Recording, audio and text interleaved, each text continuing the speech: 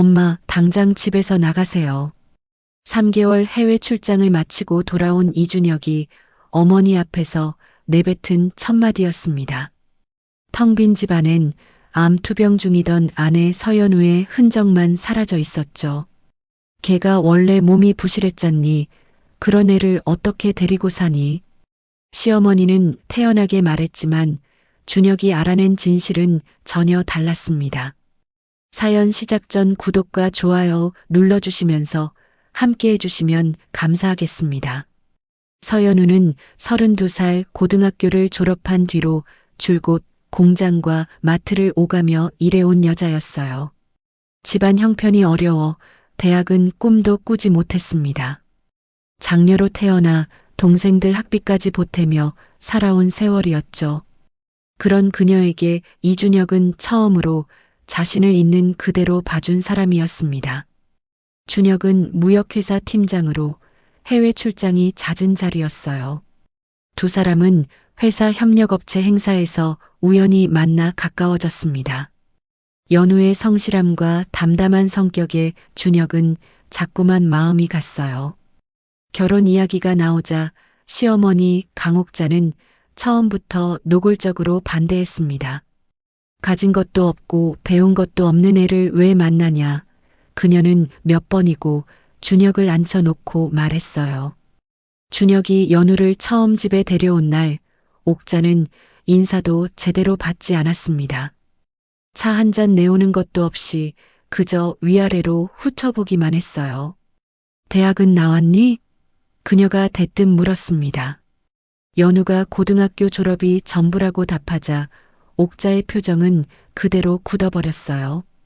그날 이후 옥자는 아들을 붙잡고 몇 번이고 파혼을 종용했습니다. 너 정도면 훨씬 좋은 집안 딸을 만날 수 있는데 왜 굳이 저런 애를 만나서? 그녀가 답답하다는 듯 말했어요. 준혁은 그때마다 단호했습니다. 엄마, 저는 연우가 좋아요. 형편이 뭐가 그렇게 중요해요? 그가 되물었어요. 결국 준혁이 뜻을 굽히지 않자 옥자는 아들과 연을 끊을 수 없어 마지못해 결혼을 허락했습니다. 대신 그날 이후로 연우를 향한 시선은 늘 차갑기만 했어요. 결혼식 날에도 옥자는 하객들 앞에서 며느리 자랑 한마디 하지 않았습니다. 오히려 사돈될 사람이 형편이 어렵다는 걸 은근히 흘리고 다녔어요. 우리 아들이 인물이 아까워 라는 말을 친척들 사이에서 아무렇지 않게 내뱉기도 했습니다. 연우는 그 말을 전해 듣고도 아무 내색하지 않았어요. 그저 이 결혼 생활을 잘 꾸려가면 언젠가는 인정받을 수 있으리라 믿었습니다. 결혼 후에도 연우는 마트 계산원 일을 계속했습니다. 준혁의 월급만으로도 충분했지만 시댁에 조금이라도 보탬이 되고 싶어서였어요. 하지만 옥자와 시누이 지수는 그런 연우의 노력을 당연한 것을 넘어 마트에 다닌다며 창피하게 여겼죠. 명절이면 연우 혼자 새벽부터 부엌에 서 있어야 했어요. 지수는 손 하나 까딱하지 않은 채 소파에 누워 텔레비전만 봤습니다. 언니는 이런 거 해본 사람이니까 잘하잖아. 지수가 웃으며 던진 그 말에는 은근한 무시가 배어 있었어요. 고졸이라는 학력, 가난한 친정, 그 모든 게 이 집에서는 연우를 낮추는 이유가 됐습니다. 그런데 이상하게도 준혁이 집에 있을 때만큼은 상황이 달랐어요. 옥자는 갑자기 살가운 시어머니가 됐습니다. 아가, 힘들지 않니? 좀 쉬어라. 준혁 앞에서 그녀는 늘 그렇게 말했어요. 지수도 마찬가지였습니다. 새언니, 이거 제가 할게요. 준혁이 보는 앞에서만 부엌을 기웃거렸어요. 한 번은 준혁이 거실에서 소파에 앉아 있는데 옥자가 일부러 큰 소리로 연우를 불러 세운 적도 있었습니다. 아가, 힘든데 무리하지 말고 좀 앉아 쉬어. 그녀가 준혁 들으라는 듯 큰 소리로 말했어요. 준혁이 회사에 나가고 나면 그 목소리는 흔적도 없이 사라졌습니다. 준혁은 그런 두 사람의 모습을 보며 다행이라고만 생각했어요. 어머니와 여동생이 아내를 살뜰히 챙기는구나. 그렇게 믿어 의심치 않았습니다. 명절이나 가족 모임 때마다 옥자는 친척들 앞에서도 며느리 흉을 보는 대신 은근히 챙기는 척했어요. 우리 며느리가 착해서 다행이야. 그녀가 그렇게 말할 때마다 연우는 씁쓸한 미소로 답할 수밖에 없었습니다. 그 말이 진심이 아니라는 걸 누구보다 잘 알고 있었으니까요. 하지만 그건 준혁이 있을 때만 펼쳐지는 짧은 연극이었습니다. 준혁이 출장으로 며칠씩 집을 비우기 시작하면 두 사람의 태도는 순식간에 돌변했어요. 옥자는 대놓고 반말로 연우를 부렸습니다. 너는 그 나이 먹도록 이런 것도 하나 못하니? 그녀가 혀를 차며 쏘아붙였어요. 지수는 한술 더 떴습니다. 언니, 이 정도는 해줘야 되는 거 아니야? 자기 방 청소부터 빨래까지 죄다 연우에게 떠넘겼어요. 연우는 그럴 때마다 조용히 참았습니다. 남편이 돌아오면 다시 평온해지리라는 걸 알았으니까요. 무엇보다 준혁에게 걱정을 끼치고 싶지 않았어요. 준혁이 밖에서 얼마나 힘들게 일하는지 누구보다 잘 알고 있었습니다. 그렇게 몇 년이 흘렀어요. 준혁은 여전히 한 달에 열흘 이상을 해외에서 보내는 날이 많았습니다. 연우는 그 시간을 늘 혼자 견뎌왔어요. 지친 하루를 마치고 홀로 잠드는 밤에도 남편에게는 그저 잘 지낸다는 짧은 문자만 보냈습니다. 그러던 어느 봄 연우가 몸에 이상을 느끼기 시작했습니다. 샤워를 하다 가슴에서 작은 멍울이 만져졌어요. 처음엔 대수롭지 않게 넘겼지만 시간이 지나도 사라지지 않았습니다. 오히려 조금씩 커지는 것 같았어요. 몇 주간 혼자 끙끙 앓으며 병원에 가야 하나 망설였습니다. 시댁 식구들에게 말하면 또 무슨 소리를 들을지 겁부터 났어요. 마침 준혁이 국내에 머물던 시기였어요. 연우는 조심스럽게 그 이야기를 꺼냈습니다. 자기야, 나 가슴에 뭐가 좀 만져지는 것 같아. 그녀가 조심스레 말했어요. 준혁은 그 말을 듣자마자 곧바로 병원 예약부터 잡았어요. 별일 아닐 거야. 그래도 확인은 해보자. 그가 걱정스러운 얼굴로 말했습니다. 검사 결과가 나오던 날 준혁은 회사에 반차를 내고 연우와 함께 진료실에 앉아 있었습니다. 유방암 2기입니다. 의사의 말에 연우의 손이 가늘게 떨렸어요. 준혁이 그 손을 꽉 붙잡았습니다. 괜찮아, 내가 있잖아. 그가 낮은 목소리로 말했어요. 우리 같이 이겨내자. 연우는 그 순간 눈물이 왈칵 쏟아지려는 걸 겨우 참았습니다. 두려움보다 옆에 있어주는 남편이 있다는 사실이 더 크게 다가왔어요. 그날부터 준혁은 회사 일을 최대한 조율하며 연우와 함께 병원을 다녔습니다. 항암 계획을 세우는 상담에도 늘 동석했어요. 의사 선생님, 제일 효과 좋은 방법으로 해주세요. 비용은 걱정하지 마시고요. 그가 매번 그렇게 말했습니다. 연우는 그런 남편 곁에서 처음으로 이 병도 이겨낼 수 있을 것 같다는 용기를 얻었어요. 준혁은 퇴근 후에도 인터넷으로 유방암 정보와 좋은 병원을 찾아보며 밤을 새우곤 했습니다. 그가 이렇게까지 신경 써줄 줄은 연우도 미처 몰랐어요. 시댁에도 소식이 전해졌습니다. 옥자는 그 자리에서 걱정스러운 얼굴을 지어 보였어요. 아이고, 얼마나 놀랐니? 몸조리 잘해야지. 필요한 거 있으면 언제든 말하고. 준혁이 보는 앞이었기에 그녀는 또 한 번 다정한 시어머니를 연기했습니다. 지수도 그 옆에서 거들었어요. 언니 힘내요. 저희가 있잖아요. 준혁은 그런 두 사람의 모습에 마음이 놓였습니다. 가족들이 이렇게 함께해 주니 얼마나 다행이냐며 연우를 다독이기도 했어요. 연우는 그 말에 그저 조용히 웃어 보일 뿐이었습니다.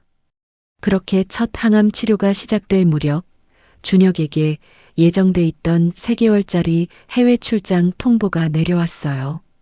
회사에서도 중요한 프로젝트라 쉽게 빠질 수 없는 자리였습니다. 준혁은 몇 번이고 상사에게 사정을 이야기했지만 대체할 사람을 구하기 어려운 상황이었어요. 연우는 오히려 담담하게 그를 다독였습니다.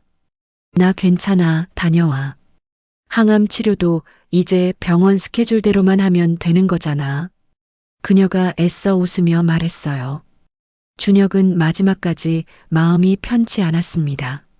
어머니, 지수야. 제가 없는 동안 연우 좀 잘 부탁드려요. 그가 출국 전 몇 번이고 신신당부했어요. 옥자는 걱정 말라며 그의 등을 두드려줬습니다. 그 말을 준혁은 그대로 믿고 공항으로 향했어요. 준혁이 떠난 지 얼마 지나지 않아 옥자의 태도는 순식간에 돌변했습니다. 첫 항암 주사를 맞고 온 날, 연우는 온몸에 힘이 빠져 방에 누워 있었어요. 옥자는 그 방문을 벌컥 열었습니다. 아프다고 방에만 누워있으면 다야? 그녀가 쏘아붙였어요. 밥은 해놓고 누워야 할 거 아니니. 연우는 힘겹게 몸을 일으켜 부엌으로 향했습니다. 머리가 어지럽고 속이 메스꺼웠지만 내색할 수 없었어요. 지수도 그런 언니를 도와주기는커녕 한마디를 더 얹었습니다. 오빠도 없는데 집안일까지 손 놓으면 곤란하지 않아? 그녀가 냉랭하게 말했어요. 며칠 뒤에는 구토 증상이 심해져 연우가 화장실에서 한참을 나오지 못한 적이 있었어요. 옥자는 문 밖에서 짜증 섞인 목소리로 재촉했습니다. 화장실 하나 갖고 뭘 그렇게 오래 붙잡고 있니? 나도 좀 쓰자. 연우는 겨우 몸을 추스르고 나와 사과부터 해야 했어요. 그녀는 화장실 청소까지 도맡아야 했습니다. 통원 치료를 다녀오는 날에도 사정은 다르지 않았어요. 연우가 지친 몸으로 현관에 들어서면 옥자는 곧바로 저녁 준비부터 시켰습니다. 병원 다녀온 게 뭐 유세할 일이라고. 그녀가 혼잣말처럼 중얼거렸어요. 연우는 그럴 때마다 조용히 참았습니다. 남편이 돌아오면 다시 평온해지리라는 걸 알았으니까요. 무엇보다 준혁에게 걱정을 끼치고 싶지 않았어요. 준혁이 밖에서 얼마나 힘들게 일하는지 누구보다 잘 알고 있었습니다. 시간이 지날수록 연우의 몸은 눈에 띄게 야위어 갔습니다. 머리카락이 한 움큼씩 빠지기 시작했어요. 그런 모습을 볼 때마다 옥자의 눈빛엔 안쓰러움 대신 노골적인 짜증이 서렸습니다. 이제 얼굴까지 저 모양이니 원. 그녀가 혀를 차며 중얼거렸어요. 우리 아들이 이런 애랑 어떻게 계속 사나? 결혼 전부터 품어왔던 반대의 마음이 다시 스멀스멀 고개를 들기 시작했습니다. 게다가 그 무렵 연우는 병원비와 컨디션 문제로 결국 마트 일을 그만두게 됐어요. 옥자는 그 소식을 듣자마자 기다렸다는 듯 언성을 높였습니다. 가진 것도 없는 애가 이제 돈벌이도 못하고 아들 앞길까지 막네. 그녀가 매섭게 쏘아붙였어요. 연우는 아무 대꾸도 하지 못했습니다. 억울했지만 항암 부작용으로 몸을 가누기도 힘든 상태였어요. 지수도 엄마의 말에 고개를 끄덕였습니다. 솔직히 언니가 우리 집에 도움되는 건 하나도 없었잖아. 그녀가 아무렇지 않게 내뱉었어요. 오히려 병원비만 들어가고 이럴 거면 그냥 처음부터 아예 결혼을 안 했으면 좋았을 텐데. 그녀가 한숨을 쉬며 덧붙였습니다. 연우는 그 말에 가슴이 무너져 내리는 것 같았습니다. 결혼한 뒤로 늘 부족한 사람 취급을 받아왔지만 아픈 몸으로 이런 말까지 들을 줄은 몰랐어요. 참았던 눈물이 결국 그녀의 뺨을 타고 흘러내렸습니다. 하지만 그마저도 옥자 앞에서는 마음껏 흘릴 수 없었어요. 눈물 보이면 또 무슨 말을 들을지 몰라 그녀는 조용히 방으로 들어가 이불을 뒤집어 썼습니다. 그로부터 며칠 뒤 옥자는 결심한 듯 연우의 방문을 두드렸습니다. 짐 싸라. 그녀가 짧게 말했어요. 연우는 영문을 몰라 그녀를 올려다봤습니다. 어머니, 그게 무슨... 옥자는 말을 자르며 쏘아붙였어요. 이 집에 더 있을 이유가 없잖니. 몸도 성취하는 사람이 여기서 뭘 하겠다고. 연우의 손이 가늘게 떨렸습니다. 저 정말 어머니, 조금만 더 시간을 주시면 그녀가 애원하듯 말했지만 옥자는 들으려 하지 않았어요. 준혁 씨한테는 어떻게? 준혁이한테는 내가 알아서 말할 테니 넌 신경 쓰지 마. 옥자가 매섭게 말을 끊었어요. 지수도 옆에서 팔짱을 낀 채 그 모습을 지켜보고만 있었습니다. 언니, 그냥 조용히 가는 게 서로 편해요. 그녀가 냉랭하게 한마디를 보탰어요. 연우는 그 순간 이 집에서 자신이 얼마나 하찮은 존재였는지 뼈저리게 실감했습니다. 눈물을 삼키며 짐을 싸는 그녀의 손이 계속 떨렸어요. 결국 연우는 짐 가방 하나만 겨우 챙긴 채 집을 나서야 했어요. 항암 치료로 무너진 몸을 이끌고 향할 곳은 친정뿐이었습니다. 오래된 반지하 방 형편이 넉넉지 않은 친정엄마가 딸을 보자마자 눈물부터 쏟았어요. 연우야, 이게 무슨 물꼴이니? 그녀가 딸을 끌어안으며 흐느꼈습니다. 연우는 애써 웃어 보였어요. 엄마, 나 괜찮아. 그냥 잠깐 쉬러 온 거야. 하지만 그 말과 달리 그녀의 눈에서는 참았던 눈물이 흘러내렸습니다. 남편이 없는 사이 이렇게 쫓겨났다는 사실을 준혁에게 어떻게 알려야 할지, 알려도 되는 건지조차 알 수 없었어요. 친정집은 방 2칸짜리 반지하였습니다. 곰팡이 냄새가 은은하게 배어 있었고 겨울엔 외풍이 심해 이불을 몇 겹씩 덮어야 했어요. 연우가 결혼 전 벗어나고 싶어 했던 바로 그 집이었습니다. 하지만 지금은 이곳만이 그녀를 받아줄 유일한 곳이었어요. 친정엄마는 파출부 일을 나가면서도 틈틈이 딸의 끼니를 챙겼습니다. 죽이라도 끓여놓고 나가야 마음이 놓였어요. 동생들도 언니 소식을 듣고 놀라 달려왔습니다. 언니, 형부한테 말은 한 거야? 막내 동생이 걱정스레 물었어요. 연우는 고개를 저었습니다. 출장 중인데 걱정만 끼치잖아. 조금만 참으면 돼. 그녀가 애써 담담하게 말했어요. 연우는 그날부터 매일 남편에게 거짓 문자를 보냈습니다. 오늘도 괜찮아. 어머님이 잘 챙겨주셔. 걱정 마. 준혁은 그 문자를 볼 때마다 안심하며 답장을 보냈어요. 다행이다. 조금만 기다려. 금방 갈게. 가끔 영상 통화를 할 때도 연우는 친정 반지하 방을 배경에 잡히지 않으려 애썼습니다. 화면 각도를 조절하며 애써 밝은 목소리를 냈어요. 두 사람 사이엔 지구 반대편만큼의 거리가 있었지만 준혁은 그 거짓 속에서 아무것도 눈치채지 못했습니다. 그렇게 3개월이 흘러갔어요. 연우는 친정에서 홀로 항암 치료를 이어가야 했습니다.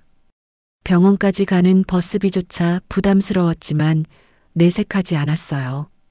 친정엄마가 파출부 일을 하며 번 돈을 병원비에 보탰습니다. 어떤 날은 항암 부작용으로 몸을 가누지 못해 동생이 없고 병원까지 데려간 적도 있었어요. 그럴 때마다 연우는 남편에게 아무 일 없다는 문자만 보냈습니다. 그리고 마침내 준혁의 귀국 날이 다가왔어요. 그는 공항에서 곧장 집으로 향했습니다. 오랜만에 아내를 안아줄 생각에 발걸음이 가벼웠어요. 하지만 현관문을 연 순간 집안은 이상하리만치 조용했습니다. 연우는요? 그가 다급히 물었어요. 옥자는 소파에 앉은 채 태연하게 대답했습니다. 걔 친정 갔다. 몸도 안 좋은데 여기서 더 있어봐야 뭐하겠니? 준혁의 표정이 순간 굳었어요. 언제부터요?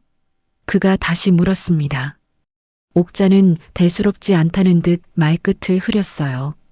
얼마 안 됐어. 준혁은 그 말이 어딘가 석연치 않았습니다. 그는 곧바로 연우에게 전화를 걸었어요. 신호음이 몇 번 울린 뒤 연우의 목소리가 들려왔습니다. 여보, 언제 왔어? 그녀의 목소리는 애써 밝았지만 이상하게 힘이 없었어요. 준혁은 대답 대신 물었습니다. 지금 어디야? 나 지금 데리러 갈게. 연우는 잠시 머뭇거렸어요. 그 짧은 침묵 속에서 준혁은 뭔가 잘못됐다는 걸 직감했습니다. 준혁은 곧바로 처가로 차를 몰았어요. 신호가 걸릴 때마다 핸들을 쥔 손에 힘이 들어갔습니다. 3개월 동안 아내가 자신에게 보냈던 밝은 목소리와 문자들이 전부 거짓이었을지도 모른다는 불안이 그의 가슴을 짓눌렀어요. 도착한 반지하 집 앞에서 그는 잠시 숨을 골랐습니다. 문을 열고 들어선 순간 그는 그 자리에 얼어붙었어요. 연우가 야윈 몸으로 이불 위에 누워 있었습니다. 짧게 깎인 머리 위에 두건을 두른 채였어요. 방 한쪽엔 항암 부작용 약봉지들이 어지럽게 흩어져 있었습니다. 곰팡이 냄새 나는 낡은 벽지와 깨진 창틀 사이로 찬 바람이 새어들고 있었어요. 여보, 연우가 놀라 몸을 일으키려 했어요. 그 순간에도 그녀는 애써 웃음을 지어 보이려 했습니다. 준혁은 그대로 무너지듯 다가가 그녀를 끌어안았습니다. 왜 말 안 했어? 그의 목소리가 떨렸어요. 왜 나한테 아무 말도 안 한 거야? 연우는 결국 참아왔던 눈물을 터뜨렸습니다. 어머니가 걱정하지 말라고 하셔서 자기 힘들게 하고 싶지 않아서. 그녀가 흐느끼며 겨우 말을 이었어요. 준혁은 그제야 모든 상황을 이해하기 시작했습니다.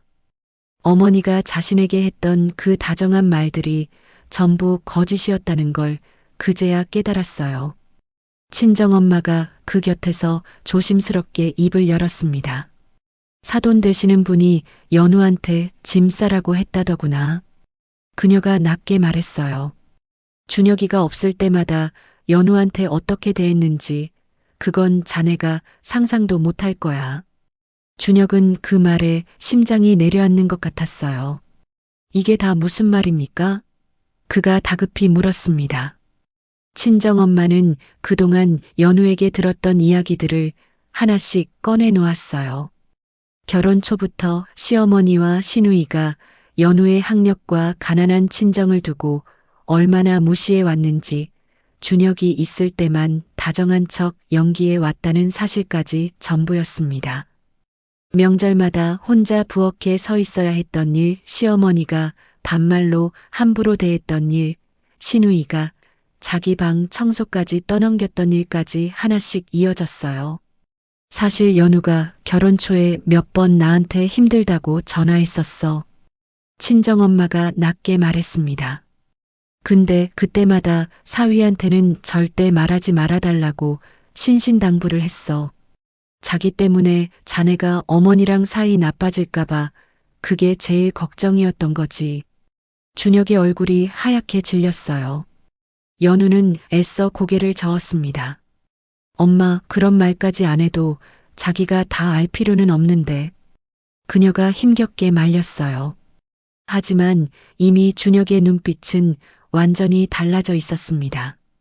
그는 곧장 연우의 휴대전화를 확인했어요. 그동안 시어머니와 나눈 문자들이 고스란히 남아 있었습니다. 아프다고 유세 부리지 마라. 밥은 제때 해라. 몸도 성취하는 게 이 집에서 뭘 더 바라니. 준혁의 손이 부들부들 떨렸어요. 자신이 출장을 갈 때마다 어머니가 보냈던 안심시키는 말들과는 완전히 다른 내용이었습니다.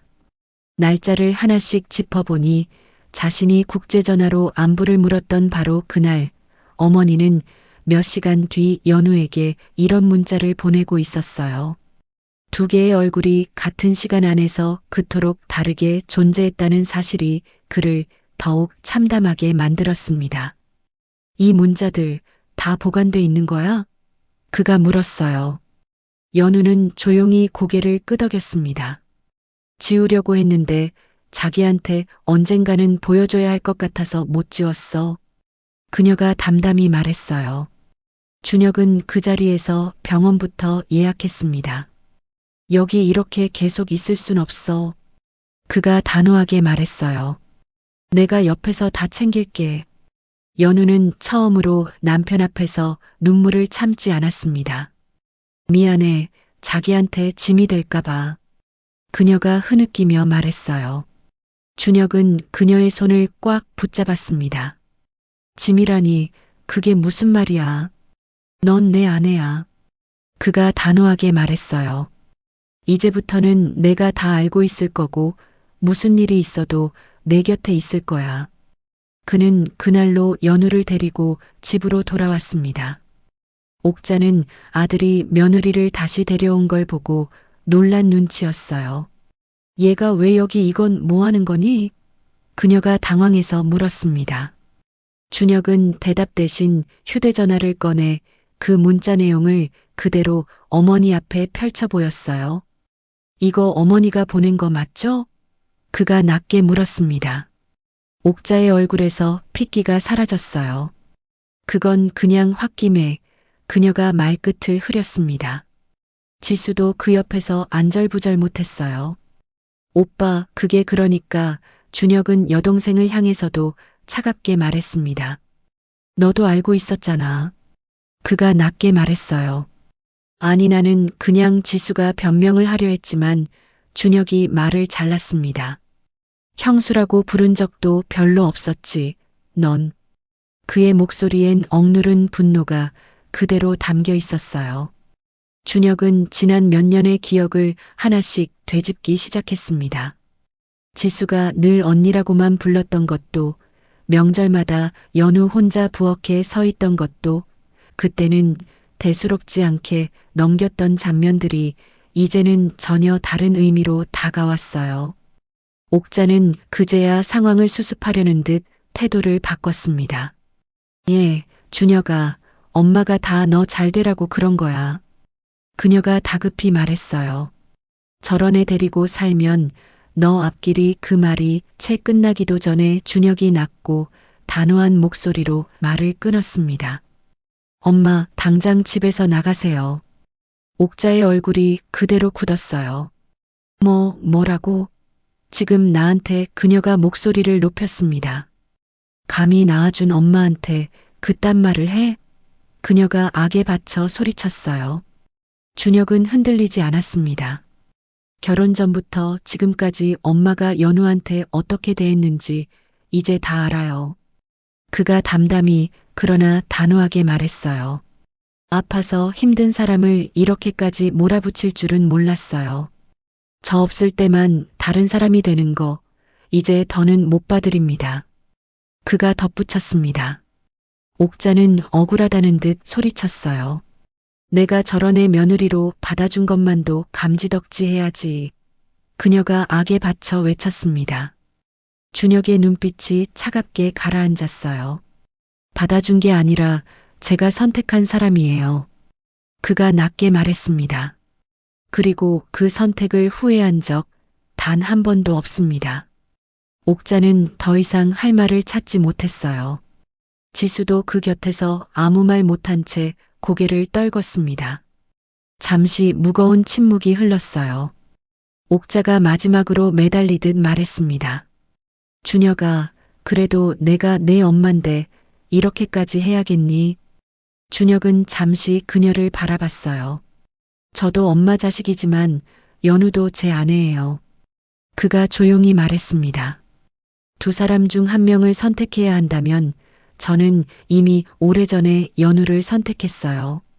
결국 옥자와 지수는 짐을 챙겨 집을 나섰습니다. 문이 닫히는 소리와 함께 오랜 시간 짓눌러왔던 공기도 함께 빠져나가는 듯 했어요. 준혁은 그날부터 연우의 병간호에 전념했습니다. 회사에는 당분간 재택과 단축 근무를 요청했어요. 상사에게 사정을 설명하며 몇 번이고 고개를 숙였습니다. 다행히 회사에서도 그의 사정을 이해해줬어요. 그는 매일 병원 스케줄에 맞춰 연우를 데리고 다녔습니다. 항암 부작용으로 힘들어할 때마다 곁을 지키며 손을 잡아줬어요. 밤새 구토로 힘들어하는 연우의 등을 두드려주는 것도, 새벽에 죽을 끓여오는 것도 이제는 준혁의 몫이 됐습니다. 연우는 처음으로 이 결혼 생활에서 온전히 보호받고 있다는 느낌을 받았어요. 친정엄마도 자주 집을 찾아와 딸의 얼굴을 살폈습니다. 사돈 눈치 안 봐도 되니까 마음이 이렇게 편하구나. 그녀가 웃으며 말했어요. 연우는 그런 엄마를 보며 눈시울을 붉혔습니다. 그동안 자신 때문에 마음고생했을 친정엄마에게 처음으로 홀가분한 미소를 지어 보일 수 있었어요. 준혁은 그런 장모를 볼 때마다 죄송한 마음을 감추지 못했습니다. 어머님, 그동안 몰라 배워서 죄송해요. 그가 고개를 숙였어요. 친정엄마는 손사래를 쳤습니다. 자네가 이렇게 알아준 것만으로도 충분하네. 그녀가 따뜻하게 답했어요. 몇 달이 지나 연우의 치료 경과는 눈에 띄게 좋아졌어요. 검사 결과를 받아든 날, 두 사람은 병원 복도에서 서로를 부둥켜 안았습니다. 고생했어. 정말 고생 많았어. 준혁이 그녀의 어깨를 감싸며 말했어요. 연우는 눈물을 흘리며 웃었습니다. 이제 진짜 괜찮아지는 거지? 그녀가 물었어요. 준혁이 고개를 끄덕였습니다. 이제부터는 내가 늘 곁에 있을게. 그가 다짐하듯 말했어요. 그의 말대로 준혁은 이후 해외 출장 일정도 최대한 조율하며 아내 곁을 지켰습니다. 정말 급한 경우가 아니면 출장을 후배에게 넘기거나 화상회의로 대체했어요. 연우도 몸이 회복되면서 조금씩 예전의 웃음을 되찾아갔습니다. 짧게 자란 머리카락 사이로 새로운 삶이 조금씩 자라나는 듯 했어요. 시간이 흘러 연우는 완치 판정을 받았습니다. 그날 저녁 두 사람은 작은 케이크를 사이에 두고 마주 앉았어요. 자기야, 나 이제 진짜 다 나은 거 맞지? 연우가 장난스레 물었습니다. 준혁이 웃으며 고개를 끄덕였어요. 응, 이제 우리 둘이 오래오래 잘 살자. 그가 말했습니다. 그 후로 옥자는 몇 번이고 연락을 시도했지만 준혁은 신중하게 거리를 뒀어요. 시간이 좀 더 지나 옥자가 진심으로 지난날을 뉘우치는 모습을 보인 뒤에야 준혁은 아주 조심스럽게 다시 연락을 허락했습니다. 하지만 예전과 같은 동거는 없었어요. 그저 가끔 안부를 묻는 정도의 거리를 유지했습니다. 연우는 그런 남편의 결정을 온전히 지지했어요. 이제는 누구의 눈치도 보지 않고 자신의 삶을 살아갈 수 있게 됐다는 사실이 그녀에게는 무엇보다 큰 위안이었습니다. 이 이야기를 듣고 나니 누군가의 진심은 상대가 없는 자리에서 가장 잘 드러난다는 생각이 드네요. 본성을 숨긴 얼굴은 결국 언젠가 그 가면이 벗겨지기 마련이니까요. 연우가 오랜 시간 침묵으로 견뎌온 세월이 안타깝지만 그 진심을 뒤늦게라도 알아본 남편이 있었기에 다행이라는 생각도 듭니다. 어쩌면 우리도 살면서 누군가의 두 얼굴을 눈치채지 못한 채 지나치고 있는 건 아닐까요? 사랑하는 사람이 괜찮다고 말할 때 그 말을 곧이곧대로 믿기보다 한 번 더 들여다보는 마음이 필요할지도 모릅니다. 혹시 여러분 곁에도 누군가 홀로 견디고 있는 사람은 없을까요? 가장 가까운 사람일수록 그 안의 무게를 놓치기 쉬우니까요. 지금 곁에 있는 사람의 진짜 마음을 한 번쯤 들여다보는 오늘이 되시길 바랍니다. 끝까지 들어주셔서 감사합니다.